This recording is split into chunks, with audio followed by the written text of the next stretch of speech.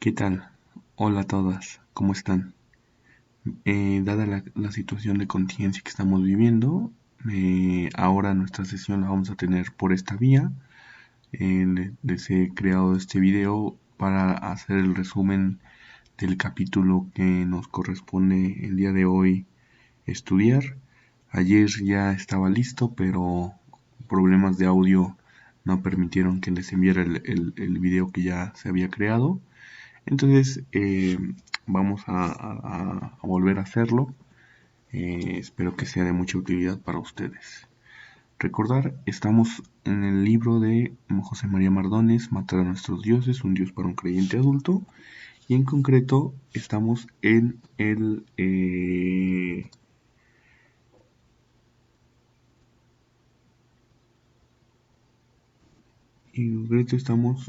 capítulo 8, que se refiere del paso del dios solitario al dios trino.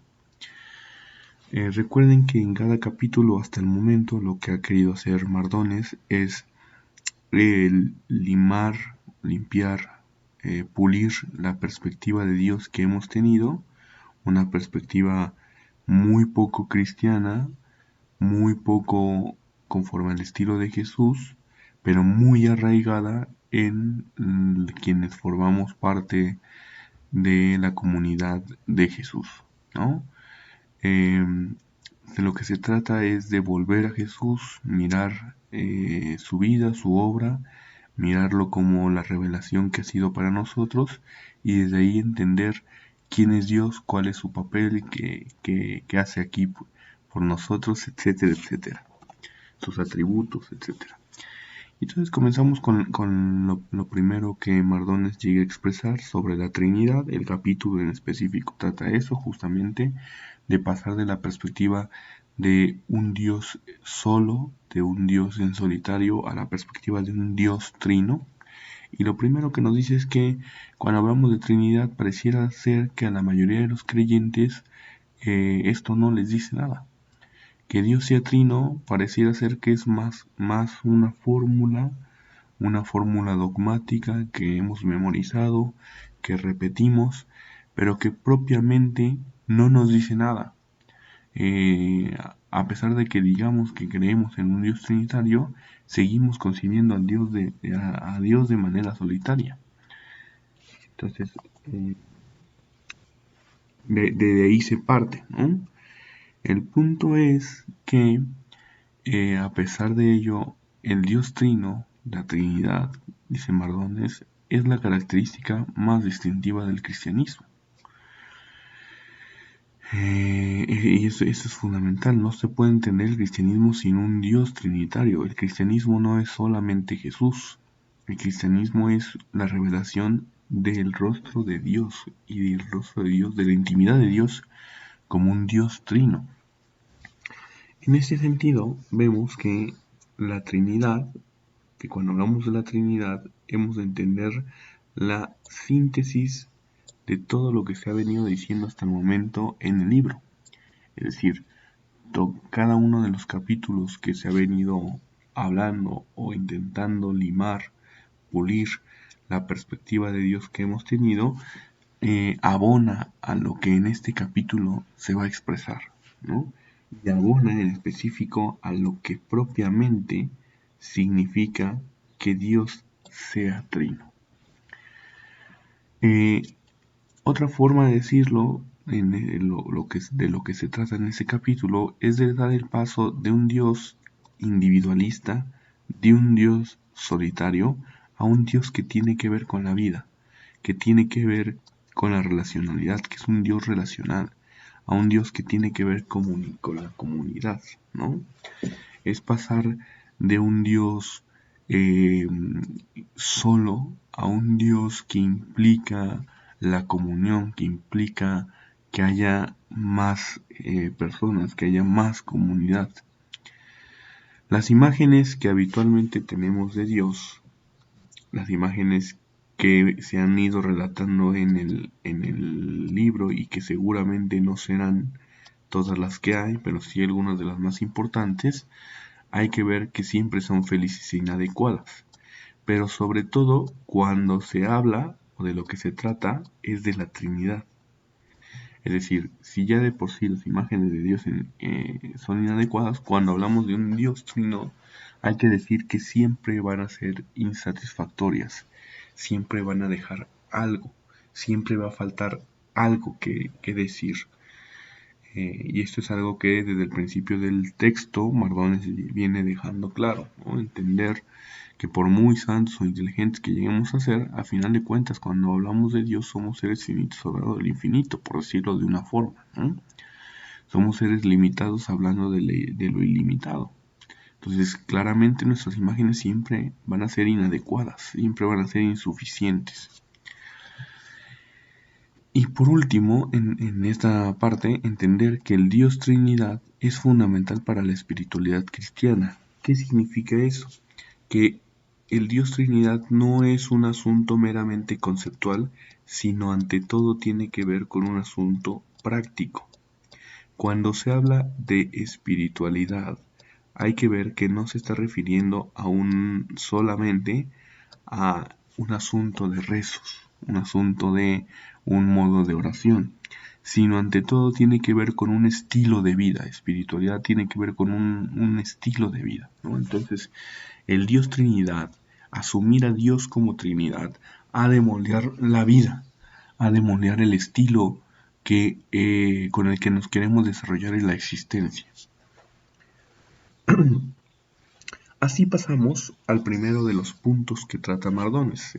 En este capítulo trata 6 puntos. El primero se titula Al principio está la experiencia. Y en este capítulo de lo que se trata es hacer conciencia de que el dogma trinitario, en primer lugar, no ha sido algo que ha surgido en el escritorio teológico. ¿Qué significa esto? No es algo que ha surgido de la mente de un teólogo, una gran idea que se les haya ocurrido y se haya introducido. No. Hay que ver, y para entenderlo habrá que voltear a la historia de la comunidad cristiana, hay que ver que es una práctica más que una teoría, que en sus orígenes está más ligado a la vida de las primeras comunidades que a la teología que algunas mentes, algunos miembros de la comunidad desarrollaron. Claro que está ligado con lo teológico, con el trabajo teológico, pero no como una primera instancia, sino que en primer lugar viene de una experiencia de vida, la experiencia de vida de las primeras comunidades. Y esto lo vamos a ver Omar Donne lo señala al tomar tres prácticas habituales de las comunidades cristianas: la del bautismo, el tema de la experiencia pascual y por último principalmente la práctica del bautismo y la experiencia pascual, y ahorita hablo de lo demás. Entonces, el bautismo es uno de los sacramentos que están más arraigados en los orígenes de la comunidad cristiana. Ya en algún momento les he dicho que a veces cuando hablamos de los sacramentos hemos simplificado mucho el asunto, ¿no? Pero cuando se estudia en serio la sacramentología, vemos que no es tan simple como a veces en nuestros cursos parroquiales nos llegan a decir. El punto es que el bautismo sí es uno de los sacramentos muy más ligados a las primeras comunidades. Tan es así que en textos bíblicos en específico, en Mateo 28:19, que lo circunscribimos dentro del primer siglo, aunque hay mucha disputa en el tema, pero vemos que ya está presente la fórmula trinitaria y ligado esto al bautismo. El bautismo es un sacramento trinitario en acto. Y aquí podrían replicarme, oye, pero en los demás sacramentos también vemos que hay una dinámica trinitaria. Sí, definitivamente, ¿no? Pero el bautismo, por su lugar, por su importancia, por su posición, hay que decir que es el sacramento trinitario en acto. En el fondo, este bautismo, su experiencia, consiste en la convicción de que este mundo había surgido de Dios Creador, y este se nos había acercado de un modo superable e insuperable en Jesús, y vivía en nosotros como nuestro guía y nuestra fuerza, el Espíritu Santo. Esta es la experiencia inicial. Repito, no es una formulación teológica tan pulida, eso va a ser siglos después, pero es una convicción, como dice Mardones, ¿no? Convicción de que Dios es el Creador, que se nos ha acercado en Jesús y que vive en nosotros en el Espíritu Santo. Esto es muy importante para que lo entendamos justamente la formulación teológica que está haciendo con el tiempo.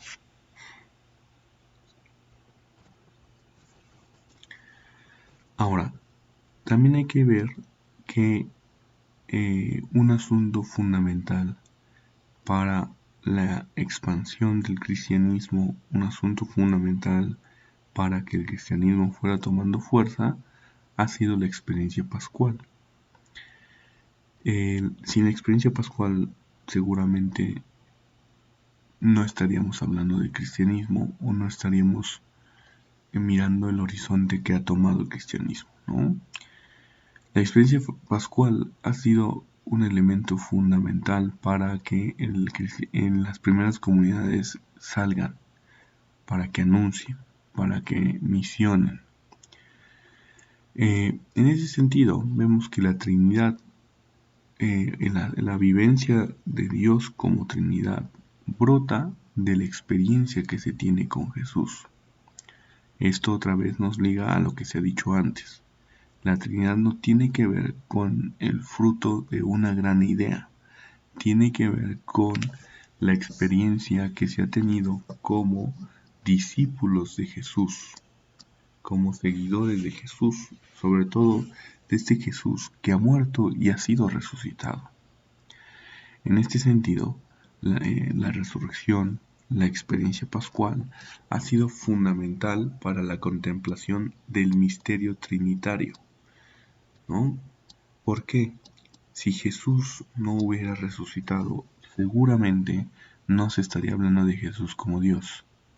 Si Jesús no hubiera resucitado, seguramente a lo mejor sí se le recordaría como un ser tal vez iluminado, seguirían haciéndose comunidades en torno a él, pero no con el impacto, con la fuerza y con la convicción de la divinidad de Jesús, que desde los primeros siglos ha sido todo en algunas comunidades una convicción muy asentada, en otras no tanto, y esto ha generado disputas, ¿no? Ya hablaremos de eso en la siguiente presentación.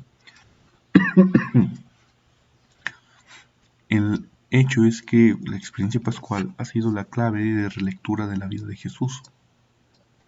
Los evangelios están en clave pascual o post-pascual. Ya no se puede ver a la vida de Jesús una vez que ha resucitado, una vez que ha tenido esta experiencia de Pascua. No se puede concebir a Jesús de otro modo. No se le puede seguir concibiendo como tal vez se le concebía en vida. Me refiero a quienes estaban con él, quienes lo acompañaban, quienes lo seguían. La experiencia pascual ha sido una experiencia de la divinidad de Jesús, que se transmite como una experiencia de la compañía de Dios. Si Jesús es Dios y Jesús estuvo entre nosotros, significa que Dios nos va acompañando, que Dios no nos deja, que Dios va siempre a nuestro lado. Esto es algo muy bello, muy apropiado, tal vez para estos momentos de contingencia que estamos viviendo, ¿no? Tener que Dios no nos deja, Dios nos va con nosotros, Dios va a nuestro lado. Y entonces esto genera una pregunta, genera una pregunta muy importante. Porque hasta el momento no se había tenido esta experiencia de Dios. Se había tenido una experiencia de Dios, sí, Salvador, pero una experiencia con Dios tal vez de más distancia, de más distanciamiento. Un Dios más alejado que propiamente cercano, aunque siempre está preocupado por su pueblo, ¿no? Esto nos lleva a preguntarnos quién es este Dios. Entonces hay que decir que las primeras comunidades, por una parte, siguen teniendo la idea del Dios solo, por una parte, ¿no? Lo cual va madurando y va cambiando con el pasar de los años. Pero y antes de pasar al siguiente, ¿a qué se refiere la idea bíblica del Dios solo? Principalmente a la perspectiva veterotestamentaria, en donde claramente no vemos un Dios trinitario. Los padres de la iglesia, algunos padres de la iglesia intentaron hacer una exégesis o mirar claves de la Trinidad en el Antiguo Testamento. Por ejemplo, en el principio del Génesis, cuando se habla de que el Espíritu de Dios revoloteaba sobre las aguas, no se refiere a lo que nosotros concebimos como Espíritu Santo. Los padres de la iglesia lo interpretaban así por sus condiciones, por su época, etc. Hoy la exégesis contemporánea tiene muy claro que no podemos concebir huellas de la perspectiva que Jesús nos presenta sobre Dios o que vemos en Jesús en el Antiguo Testamento. Entonces la idea bíblica es de un Dios todopoderoso que está a la distancia, que nos acompaña, pero es un solo Dios, una sola persona de Dios. Sin embargo, conforme van pasando los años, se va tomando experiencia de un Dios que va siendo en tres formas diferentes. Un Dios que nos ha creado, pero a la vez que nos acompaña. Y posteriormente se toma la conciencia de un Dios que vive en nosotros. Y esto hay que decirlo, que es la originalidad del cristianismo respecto a la concepción de Dios. Es una originalidad respecto de otras religiones. El asunto trinitario es algo innovador, pero a la vez específico del cristianismo. Por eso es muy importante intentar acercarnos al misterio. No digo entender, porque evidentemente es algo que nos supera y que siempre va a estar, nos vamos a quedar pequeños, ¿no? Pero es importante que nos acerquemos.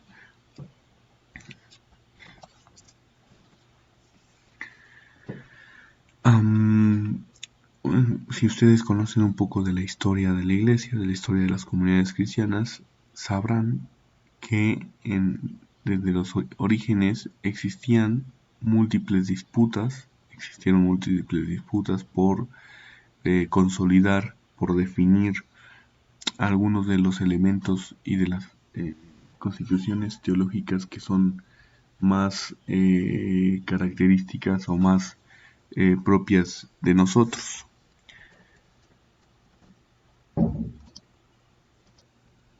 Justo por eso es que a los teólogos de los primeros siglos que se enfrentaron a las herejías, que se enfrentaron a los concilios en los que se definieron múltiples cuestiones de nuestras verdades de fe, de nuestro credo, se les conoce como padres de la iglesia. Y hay que decir que antes de llegar a una definición estricta, conceptual, no práctica, práctica ya está, pero una definición conceptual de Dios como trino, las disputas y las herejías correspondientes fueron de tinte cristológico. Y en específico nos interesa esa disputa en la que a Jesús se le concibe o como hijo coeterno o como hijo creado, que es lo que el arrianismo, lo que Arrio, un sacerdote cristiano, intenta, más bien expresa, ¿no? Mientras algunas comunidades concebían y algunos de nuestros padres de la fe concebían que Jesús era coeterno, lo cual significa que estaba en el mismo nivel del Padre y por lo tanto que tenía su misma naturaleza. Arrio decía que Jesús sí había sido creado, que está presente desde antes de todas las cosas, pero a final de cuentas es creado. Es semejante al Padre, mas no igual, que es totalmente diferente, ¿no? Esto lleva a la necesidad de que se convoque a un concilio en el año 325, el concilio de Nicea, en el cual se estructuró la primera parte del credo que ha llegado hasta nosotros, del credo largo, así como decimos coloquialmente, del credo niceno-constantinopolitano. Cuando decimos, por ejemplo, que Jesús, como dice el credo, dice: creo en Jesús, Hijo de Dios, engendrado, no creado, justamente con el fin de combatir la perspectiva arriana que en la época se dio, ¿no? El chiste es que estas disputas abonan al misterio, abonan esta clarificación de la divinidad de Jesús, abonan a la definición conceptual, insisto, conceptual, de la Trinidad, ¿no? Esto nos lleva a otro punto, que es lo que plantea Mardones. Bueno, dice: sí, en Nicea se ha logrado definir la divinidad de Jesús, dejar claro que Jesús sí es Hijo de Dios, pero a la vez es también Dios. Sin embargo, pareciera ser que en Nicea no se hace énfasis, o por lo menos no se marca, la relación entre el acontecimiento de la encarnación y la Trinidad, ¿no? Es decir, sí se habla de Jesús, sí se habla de su divinidad, pero no se vincula del todo el asunto de la encarnación a la Trinidad. Cuando este acontecimiento de la encarnación es fundamental y está íntimamente ligado al misterio trinitario.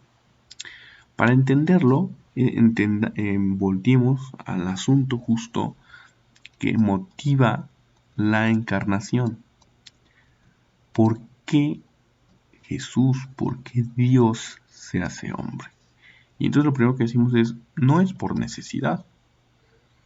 Si fuera por necesidad, tendríamos que hablar de que ese ser divino tal vez no es divino, es un ser superior, pero no divino. Entonces es un asunto de deseo, es un asunto de amor.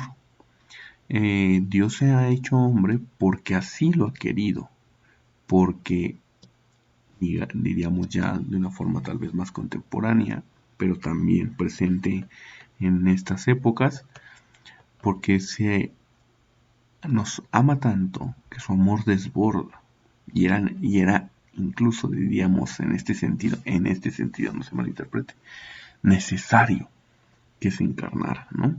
No por la necesidad física o no por la necesidad de una coerción, sino por el desborde o el tamaño de su amor por la humanidad. Y así nos aparece la perspectiva de San Irineo de León en el siglo II. Nicea, recuerden, fue en el 325. Y ahora lo que estamos haciendo es voltear hacia el siglo II. Ya en el siglo II, Irineo decía que el Hijo de Dios se hizo hombre para acostumbrar al Espíritu de Dios a habitar en el hombre, ¿no? Entonces, ¿por qué se hace hombre? Para acostumbrar al Espíritu de Dios a habitar en el hombre. ¿Por qué o cuál es la relevancia de esto? Ya en Nicea se dejó claro la divinidad de Jesús, la divinidad del Padre, pero ¿y la divinidad del Espíritu Santo?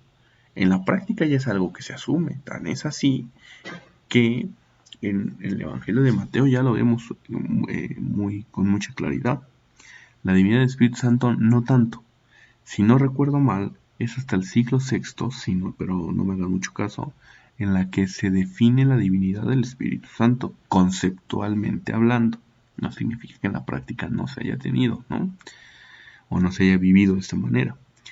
El punto es que el motivo, la encarnación, o San Irineo ya antes, algunos siglos antes de Nicea, nos está señalando que el Hijo de Dios se hace hombre para acostumbrar al Espíritu de Dios. Ya nos está revelando la tercera persona de la Trinidad, nos está ayudando a ahondar en el asunto trinitario.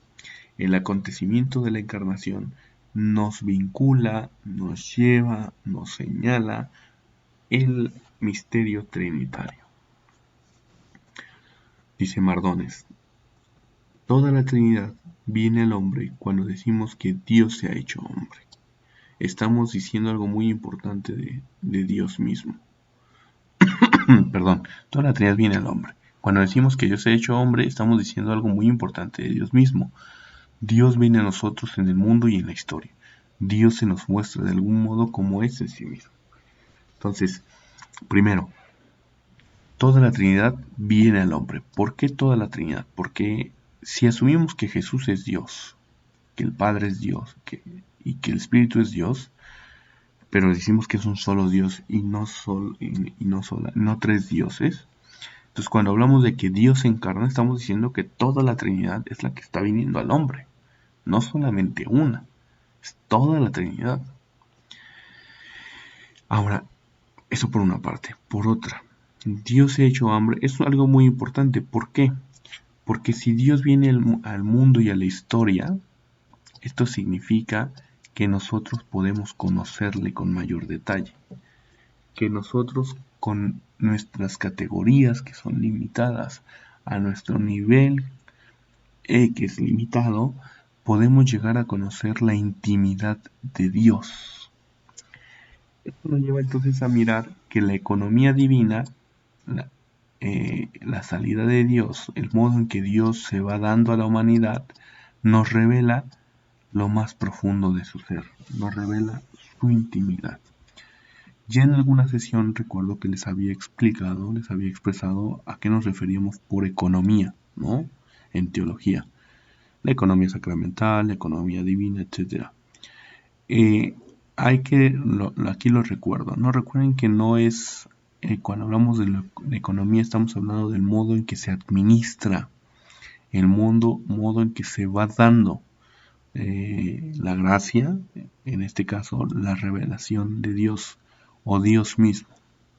Entonces, lo paradójico es que en el hecho de darse Dios en su salida, Dios mismo nos está abriendo las puertas, diría de manera poética, a su corazón, a su intimidad, a ver cómo es Él en sí mismo. Entonces, la encarnación es expresión de la solidaridad divina con la humanidad.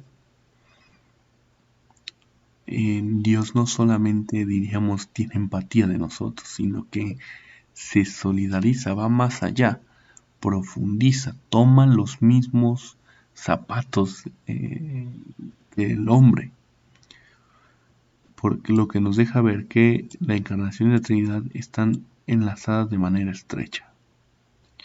Y esto lo podemos decir de muchas maneras, ¿no? Que es justamente el asunto que trataremos en otro de los puntos. El Dios con nosotros, el Emmanuel, es el Hijo. El Dios en nosotros es el Espíritu. El Dios más allá o sobre nosotros es el Padre Madre. Y esta es la experiencia fundamental, esta es la experiencia que está a la raíz de la vivencia comunitaria.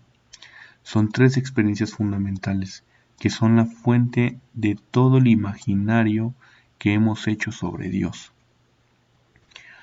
La experiencia de una existencia triple de Dios, como fuente y existencia radical, como autoconocimiento o autoexpresión, como autoamor.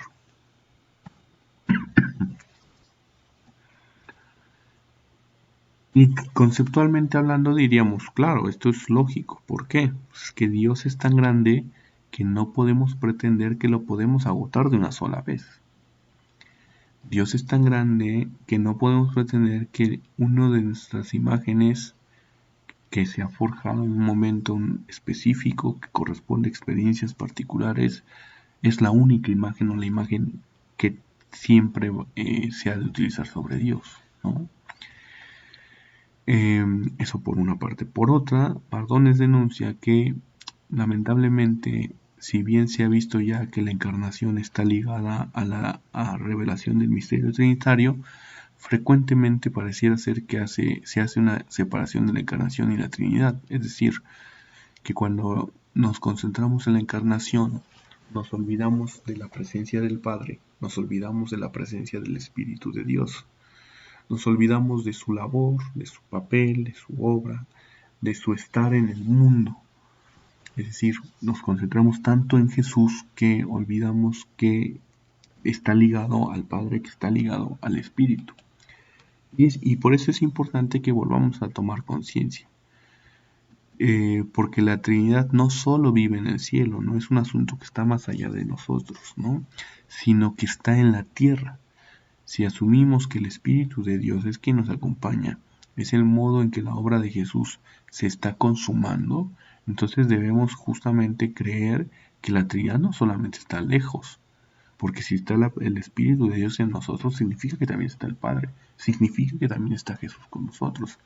Entonces, significa que la Trinidad está acompañándonos, que está presente en la tierra. Y por eso es importante que lo volvamos a asumir, no con toda la jerga teológica, con todos los términos domingueros rimbombantes que podemos llegar a adquirir en el estudio teológico, sino de una manera sencilla, como la que nos presenta Mardones aquí. Desde Jesús se ve que Dios se manifiesta para comunicarnos que existe para nosotros, con nosotros y en nosotros. Ese es el asunto trinitario. Esa es la convicción de que Dios es trino y uno, que Dios existe para nosotros, que Dios existe con nosotros y que Dios existe en nosotros. Así damos paso al segundo punto, huellas de la Trinidad. Uno de los, a mí personalmente, yo creo que fue el capítulo que más, el apartado que más me llamó la atención de este octavo capítulo. En la foto tenemos a Raymond Panikkar.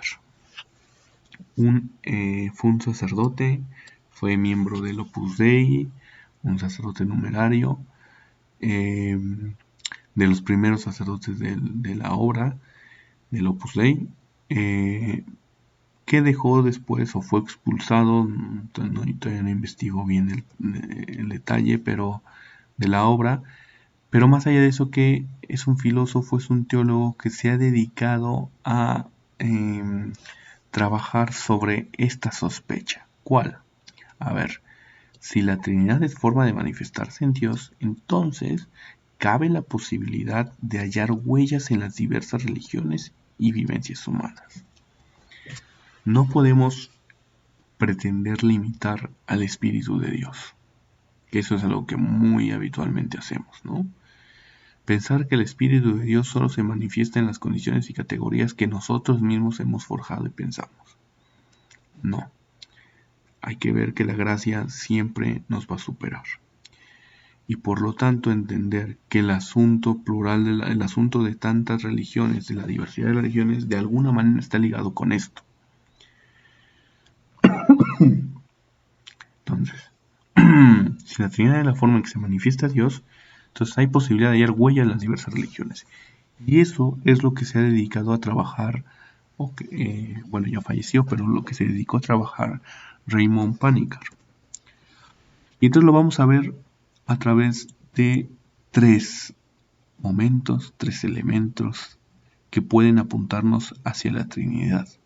Dios o lo divino como espíritu, lo divino como origen y fuente inexpresables, y lo divino como palabra encarnada y sabiduría. Vamos al primero. Dios como espíritu, o la ligazón entre lo espiritual y lo sagrado, lo divino, es una experiencia religiosa fundamental. Independientemente de la religión, es algo que de alguna manera va a estar presente. La presencia del Espíritu es la presencia de lo santo, de lo separado y distinto, del sumo bien, de lo beatísimo, y puede seguir, ¿no?, la lista. El Espíritu expresa a lo divino como lo abarcante, como lo penetrante, como lo energizante de toda la realidad. El Espíritu también es una forma de decir que lo divino, lo sagrado, es inexpresable, es interiorísimo, es lo interiorísimo de Dios, porque es algo no material, es lo radicalmente integrante, el espíritu es lo que integra el todo de la realidad. Y esto es algo que vamos a ver presente en la diversidad de las religiones. Lo divino como origen y fuente inexpresables, ¿no? Es la experiencia de que no se puede llegar a detallar, no se puede llegar a describir, no se puede llegar a conceptualizar lo que lo divino es, lo que lo divino nos señala, lo que lo divino nos hace vivir. Es entender lo divino como un sobrepoder, como algo que está más allá de nosotros, como lo luminoso, algo que no está muy claro del todo, pero es algo que nos expresa una realidad trascendente, ¿no? Una realidad que puede ser fascinante, pero a la vez terrible. Que en nosotros, por ejemplo, en el cristianismo, pero también en múltiples religiones, es cuando llegamos a decirle a Dios Señor, porque es algo que nos supera, que va más allá, y entonces buscamos una forma de intentar señalarlo y decirlo de una forma solemne, y entonces recurrimos al Señor. Es el tú que se manifiesta único, sin rival y sin igual, ¿no? Y sobre todo esta experiencia está muy arraigada de lo divino, está muy arraigada en las religiones monoteístas. Ahora, lo divino como palabra encarnada, como sabiduría, como revelación. Hay que entender que esto expresa que lo divino hace presencia en la historia humana. Y entonces podríamos pensar que solamente la presencia lo entendemos como la encarnación que en el cristianismo profesamos. Pero no. Si nos vamos a los estudios de Mircea Eliade, uno de los autores fundamentales en fenomenología y filosofía de la religión, vamos a ver el estudio de las hierofanías. ¿Qué es una hierofanía? Una manifestación de lo divino. En todas las religiones hay hierofanías. Esto significa que lo divino se hace presente en la historia, ¿no? Todas las religiones tienen hierofanías. No, repito, no al estilo tal vez como en el cristianismo lo hacemos, pero sí hay una cierta presencia en la historia humana. La hierofanía también nos señala entonces que lo divino se comunica con nosotros. Y una forma en la que vemos justamente la comunicación de lo divino con nosotros es a través de las figuras históricas, de las mediaciones, que puede ser por ejemplo el sacerdote, que puede ser por ejemplo los profetas, ¿no? Esta es expresión de la sabiduría. Un profeta, por ejemplo, es expresión de la sabiduría que habita en nosotros. Es presencia de lo divino entre nosotros. En el cristianismo hemos llegado o hemos asumido una de la forma más sublime en lo que lo divino se presencia. No a través de puras mediaciones, no a través de hierofanías o manifestaciones no sé cómo decirlo, externas, sino a través de la misma encarnación de Dios. Es la revelación plena de Dios, es su presencia plena en nuestra historia. Dios, lo divino, se hace palpable junto a nosotros en la cercanía humana y las formas de esta historia, como acompañante, solidaridad, indicador, fuerza histórica de cambio, revolución, transformación. En este sentido vemos que lo divino, las huellas de la Trinidad las podemos encontrar en estos tres expresiones o en estas tres relaciones con lo divino que vamos a encontrar en la diversidad de las religiones. Lo divino como espíritu, lo divino como origen y fuente inexpresable, y lo divino como palabra encarnada, como sabiduría, como revelación. Así damos paso al punto 3, que habla de las imágenes de la Trinidad. Y entonces lo primero que se dice, hay que entender que la Trinidad no es una palabra superflua o extraña. es una palabra, un término fundamental para hablar de la perspectiva cristiana, de la experiencia cristiana. De tal manera que si el término no existiera, habría que inventarlo para hablar de Dios. Recogiendo Mardones lo que dice un teólogo alemán, Oberdorfer. Perdón. Y por eso hay que ver que es algo tan arraigado del cristianismo que desde los primeros siglos ha habido y continúa habiendo sed de aclarar la experiencia, lo que nos lleva a modelos o explicaciones teológicas, modelos conceptuales, que repito, parten de la experiencia. No se parte del modelo conceptual, sino que se parte de la experiencia, porque hay una sed de intentar clarificar, de intentar aclarar. Y estos modelos o explicaciones teológicas son las que crean imágenes sobre la Trinidad, que de una vez decimos, son imágenes que se convierten en un territorio inacabable. Es decir, no podemos pretender que con lo que los padres de la Iglesia dijeron ya es más que suficiente para referirnos a Dios como Trinidad. Justo hay que entender que con el cambio de la época, con el cambio de las situaciones que se van viviendo en la historia, va a ser necesario reconsiderar lo que la Trinidad es. Y por eso no podemos pretender universalizar, atemporalizar modelos o explicaciones teológicas sobre la Trinidad, ¿no? Y esto es un golpe directo para, o más que un golpe, es como una crítica a esa catequesis en la que queremos, por ejemplo, que los cristianos que están apenas iniciándose asuman fórmulas o expresiones teológicas, modelos que están en una época diferente a la suya, y que claro, cuando se habla o se dice, por ejemplo, que Dios es tres personas en un solo Dios, una sola naturaleza, pues claro que si de por sí no es algo que es difícil de comprender, menos se va a comprender porque responden a épocas, a contextos históricos diferentes. Y entonces volteamos a ver algunos de los modelos, ¿no? El primero es el de el modelo de San Irineo de León, ¿no? Es un modelo muy bello, en el que se concibe como las dos manos del Padre. Dios Padre tiene como dos manos con las cuales actúa en el mundo. El Hijo, que está en el mundo con nosotros, el Espíritu Santo que mora en nosotros. Entonces el actuar de Dios no es de relevos, sino una obra conjunta. El Padre actúa en el mundo mediante el Hijo que está en nosotros, mediante el Espíritu que actúa en nosotros. Jesucristo está presente en medio de los suyos, con una presencia espiritual nueva, por medio del Espíritu en el Espíritu. Esta presencia se extiende por y en él el Espíritu de la Iglesia.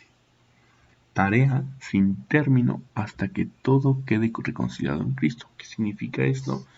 Que Jesús, por medio del Espíritu, y Jesús nos trae al Padre por medio del Espíritu, y esto se va a extender en la comunidad que es la Iglesia, en la asamblea que es la Iglesia.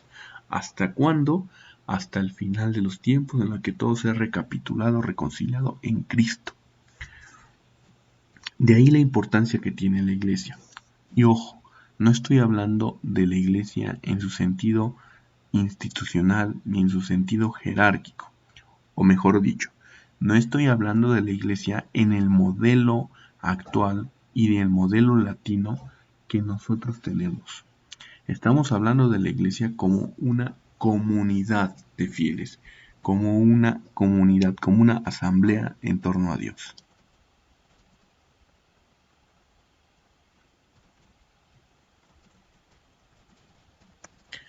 Entonces, la imagen de San Irineo nos señala de alguna manera cómo trabaja la Trinidad en la economía de salvación. El Padre que nos va creando, el Hijo que es administrador del Padre y de la salvación, el Espíritu que es administrador del Hijo y de la salvación en el Hijo.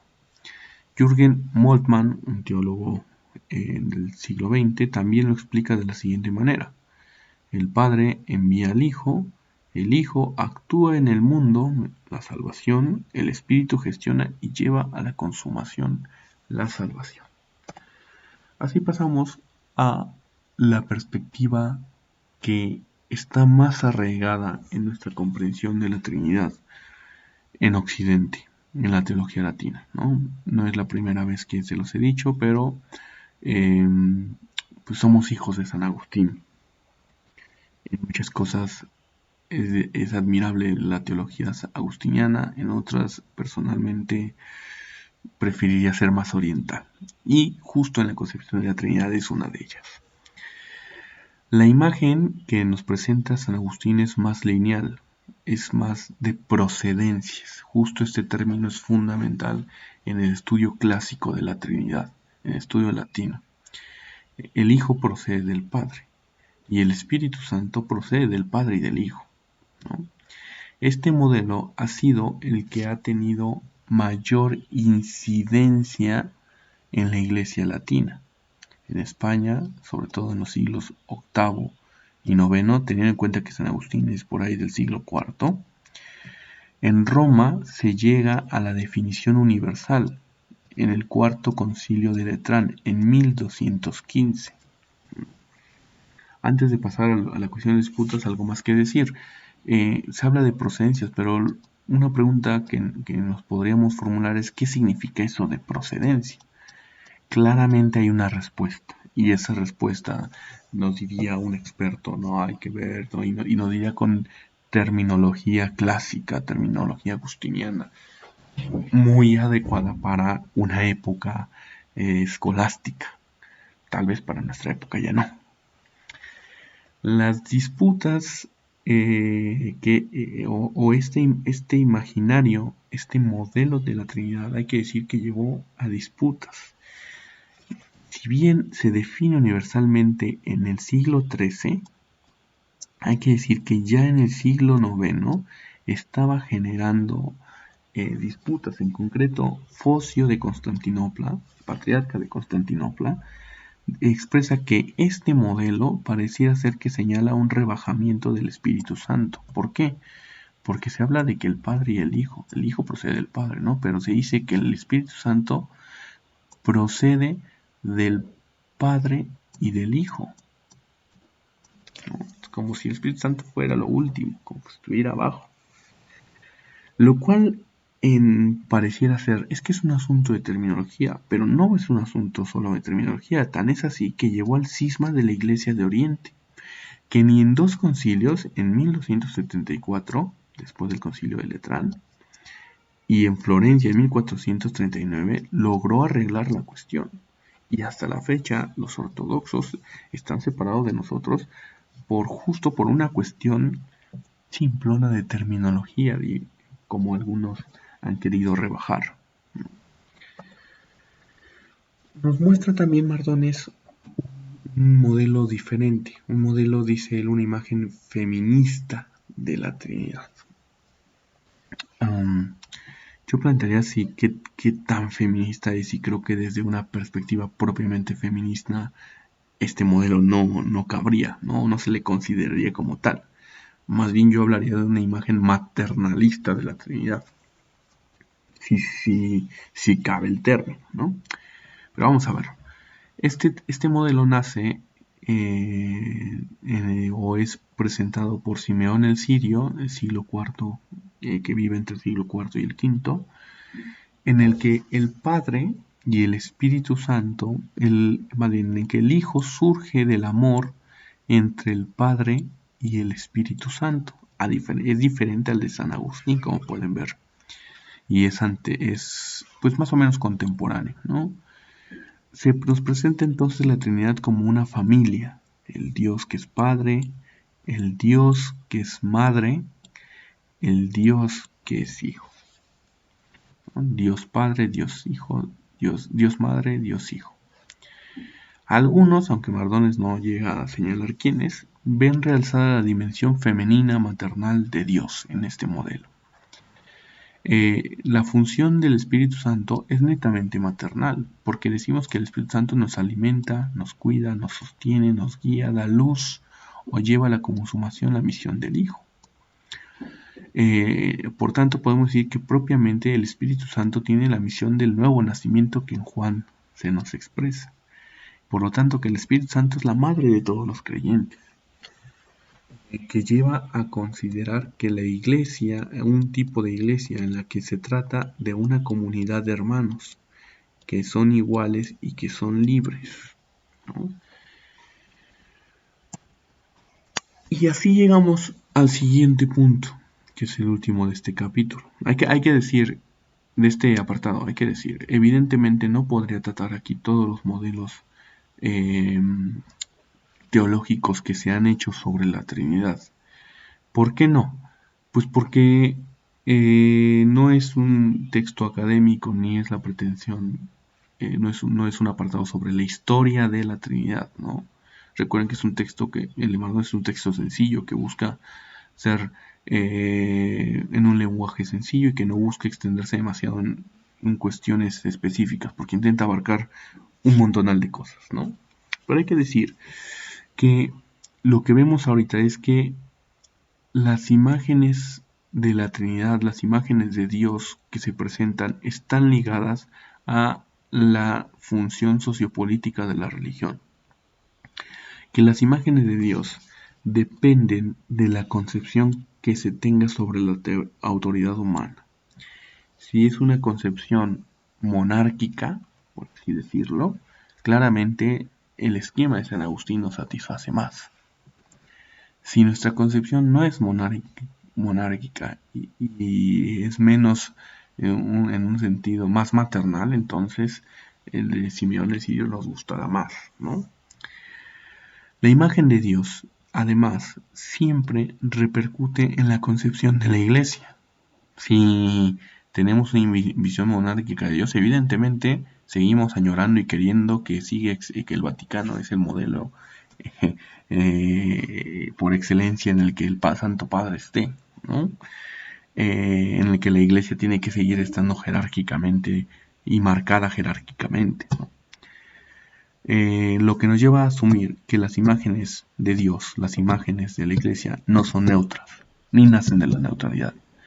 Se deben a los contextos específicos, desde los cuales se está pensando, desde los cuales se está experimentando, sobre todo. 4. Pensar la Trinidad. Nos estamos ya acercando hacia el final, ¿no? El 4.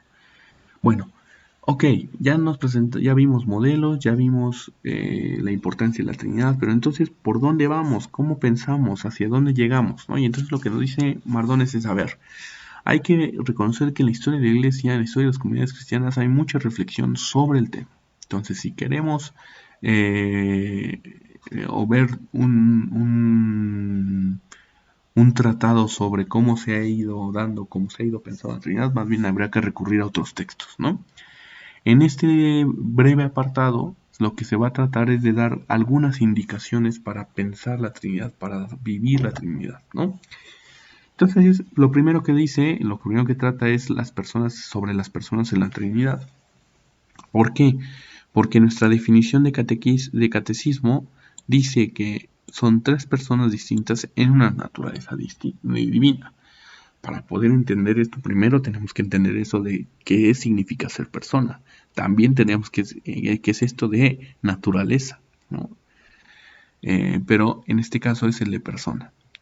Hay que decir que el término persona proviene en sus orígenes de la cultura griega. El actor o la persona, valga la redundancia, el personaje que se toca presentar es propiamente la persona. O la persona era la mascarita con la que se ponían los actores griegos y de esta manera ya no eran ellos mismos, sino que estaban metiéndose en el papel que les tocaba representar. No voy a decir aquí toda la historia del término como fue evolucionando, solamente diré que el término también, esto no lo dice Mardones, ¿no? Pero el término después fue retomado por la filosofía estoica, esa filosofía que pensaba que el destino ya estaba escrito y que lo único que le tocaba a nosotros como hombres era representar un papel, vivirlo, ¿no? Asumiendo el papel que nos había correspondido. Y el estoicismo, que estuvo también cercano al cristianismo, permitió o fue el enlace para que en el cristianismo se tomara el término y San Agustín fuera uno de los primeros en empezar a asumir a la Trinidad como personas. El punto es que cuando hablamos con el término persona, lo que se intenta expresar es la superación de un dinamismo impersonal, ¿no? Es decir, Dios no es algo impersonal, Dios es algo con quien se dialoga, con quien uno puede entrar en relación. No es un dinamismo impersonal como lo puede ser un árbol, ¿no? Pero también hay que tener cuidado con concebir persona en el sentido contemporáneo. ¿A qué nos referimos? A acentuar los aspectos de conciencia propia y de autonomía. ¿Por qué? Porque esto nos llevaría, si conseguimos persona en ese sentido, entonces esto nos llevaría a asumir al Padre como un Dios, al Hijo como otro Dios, al Espíritu Santo como otro Dios, ¿no? Sería un triteísmo. Sobre todo si acentuamos el asunto de la conciencia propia y de la autonomía propia. Y no, eso no es lo que profesamos en el cristianismo. Entonces, ¿cómo hay que pensar a las personas en Dios? Primero hay que partir de otra vez esta premisa: nuestro lenguaje siempre es analógico metafórico, es decir, siempre nos va a superar la realidad que estamos queriendo expresar, ¿no? Y entender que estamos partiendo desde nuestra experiencia humana para aplicársela a Dios, ¿no? Los términos con los que nos referimos a Dios parten desde nuestra relación entre seres humanos, aplicándosela a Dios. La recuperación, o más bien lo que se tiene que hacer es, cuando repensamos el asunto de la persona, es recuperar el aspecto relacional como un elemento fundamental de ser persona. Es decir, que ser persona significa ser un ser relacional, lo que implica que el ser relacional está abierto siempre a lo otro, está abierto al otro. Lo que implica, el ser relacional implica que la persona es un ser con otro. ¿Sí? Grisheik dirá que Dios es triuno, significa que esta comunión en la que tres personas divinas Dios es triuno significa que es esta comunión en la que tres personas divinas realizan, en un juego trialógico del amor, la única vida divina como autocomunicación mutua, ¿no? Entonces, en tener relacionalidad habla justamente de este estar abierto, de este estar con otros. No tanto el aspecto de individualidad, no tanto el aspecto de autonomía, sino más bien de estar con otros. Relacional es estar abierto hacia otros, ir al encuentro de otros. Si ustedes esto no están quedando tan claro, en parte es por la limitación mía, en parte es por la limitación del lenguaje y en parte es porque a final de cuentas siempre quedarán zonas oscuras, siempre quedará algo que decir, ¿no? El segundo punto que se aborda en este cuarto apartado es un modelo sobre la Trinidad, del modelo comunicativo, que parte o está planteado por un jesuita francés también del siglo XX, Moint, en el que hace o mira la Trinidad desde un modelo lingüístico, ¿no? En este modelo lingüístico, la enumeración de las personas no tiene un sentido numérico ni tiene un sentido jerárquico.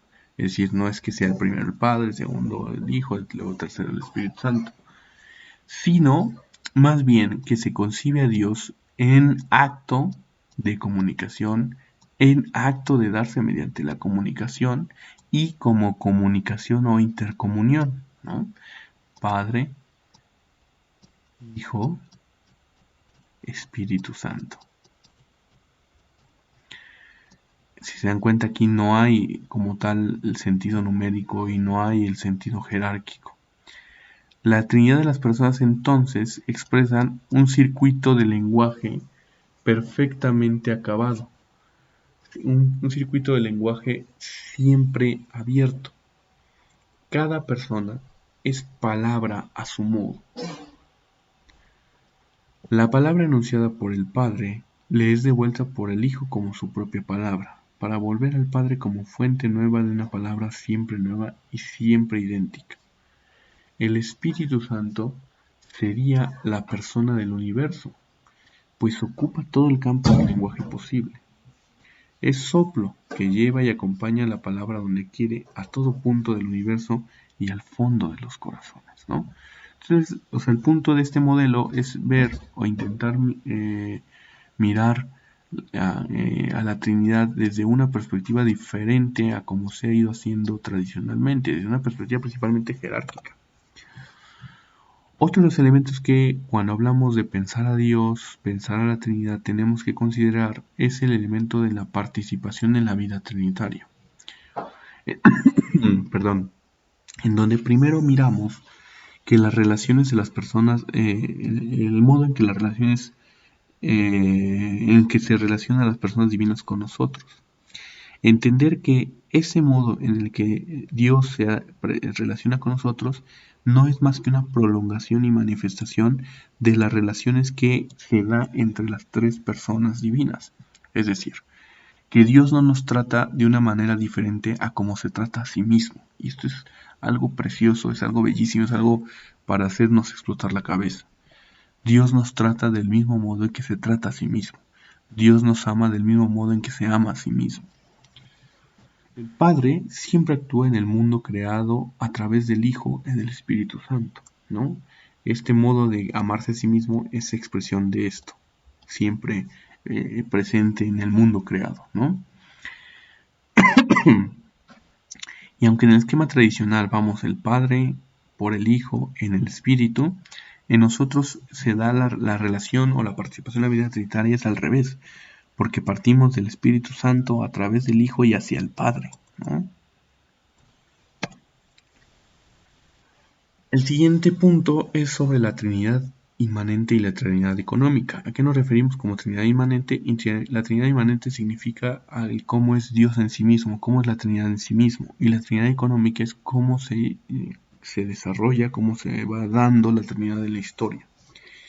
Y entonces, lo primero es entender que a Dios se le conoce a través de sus manifestaciones, a Dios se le conoce a través de su creación. Lo que Dios es hacia afuera, entonces, es hacia adentro. La Trinidad inmanente entonces es la Trinidad económica, es decir, lo que Dios está, el actuar de Dios en la historia nos refleja lo que Dios es en sí mismo. Y entonces esto nos lleva a preguntarnos, ¿entonces podemos llegar a conocer con total entereza lo que Dios es? Y la respuesta es no. ¿Por qué? Si estás diciendo que lo que Dios, el modo en que Dios actúa es lo que Dios es en sí mismo, sí, pero hay que entender, o desde la perspectiva filosófica teológica, hay que entender que nosotros siempre estamos limitados, que nuestro modo de experienciar, nuestro modo de experimentar la realidad es limitado. Siempre estaremos limitados entonces para expresar lo que Dios es en sí mismo. Desde la jerga teológica entonces podemos decir que no podemos afirmar con total seguridad que la Trinidad inmanente sea igual que la Trinidad económica.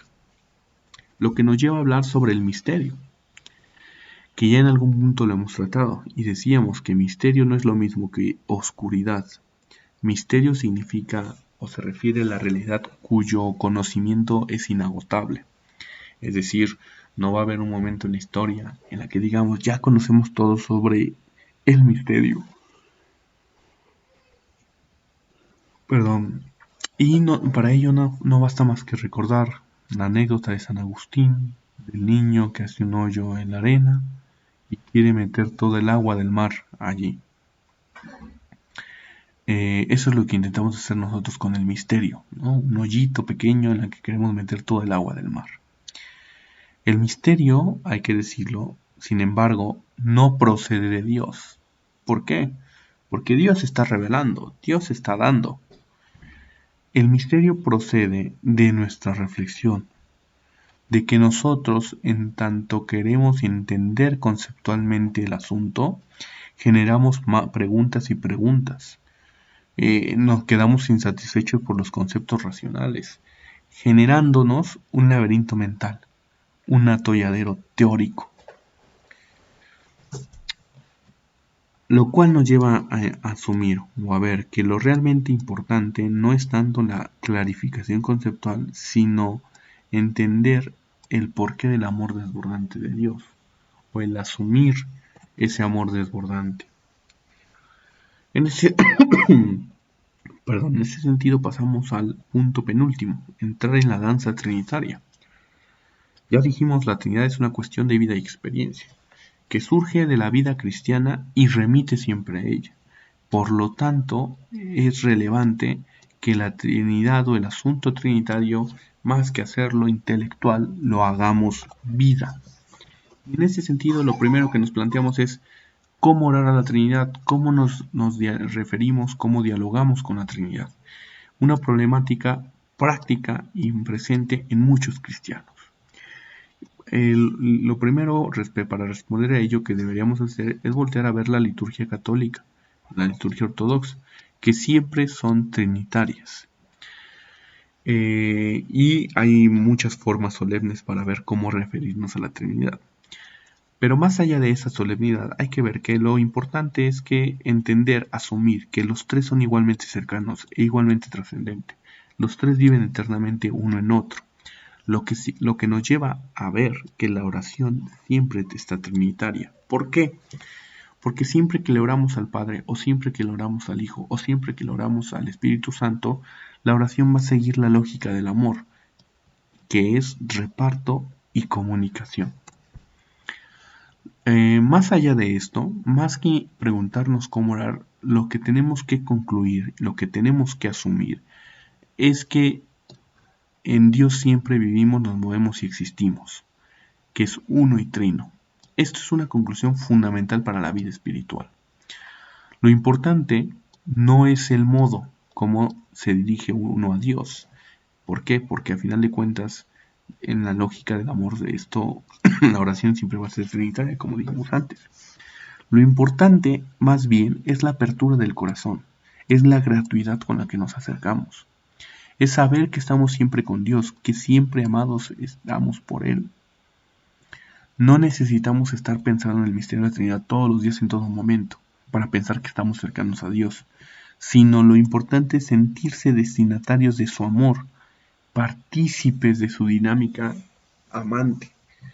Lo importante no es una clarificación intelectual del misterio, sino que es la vivencia de una espiritualidad trinitaria, en la que la gratuidad toma el papel primario. Dios es amor que se comunica y se expande, lo cual nos lleva a nosotros a vivir ese amor, ¿no? Comunicándolo y expandiéndolo. Este es el sentido de la evangelización, este es el sentido de la misión. Comprender y vivir la lógica del amor, del descentramiento, de la gratuidad en el olvido de nosotros mismos, que no significa renuncia, sino donación y creatividad, como Jesús por el reino de Dios. Esto es justamente lo que lo que hemos de vivir. Esto es lo que hemos de desarrollar. Así llegamos al último punto, que en todos los capítulos Mardones aborda siempre al final, que son algunos elementos, es como el resumen del capítulo, ¿no? En la que se sintetizan los elementos más importantes para hacer el cambio del imaginario del Dios no cristiano, pero muy arraigado entre los cristianos, hacia el Dios propiamente cristiano. Y entonces lo primero es entender que la representación de Dios, del Dios trinitario, siempre será difícil, casi imposible, por lo que siempre debe haber una reserva crítica respecto a lo que nos hemos imaginado sobre Dios.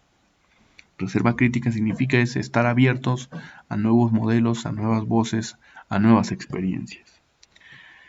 Lo segundo, asumir que la concepción de la Trinidad surge de una experiencia, surge de una práctica, no de un asunto conceptual. Tercero, Dios está interesado en nosotros. Por eso desea habitar en nosotros, es entendernos como destinatarios de Dios, es entendernos como destinatarios del amor de Dios. Cuarto, esta forma de entender la Trinidad, el Dios con nosotros, el Hijo, Dios en nosotros, el Espíritu, Dios más allá de todo, sobre todo, es el Padre Madre. 5. Dios es relación por excelencia. Dios es relación. 6. Contemplar la Trinidad quiere decir ver a un Dios para nosotros. 7. Toda oración es trinitaria. 8. Hay que ser como nuestro Dios. Esa es la espiritualidad cristiana que hemos de vivir. Y último, Dios es Trinidad, lo que significa que Dios es amor, solidaridad, gratuidad, comunidad. Y así llegamos al final de esta sesión. Agradezco la paciencia para enviarles este video y espero que estén bien en compañía de toda su familia. Y les deseo que pasen una contingencia lo más tranquila y leve posible. Un abrazo fuerte.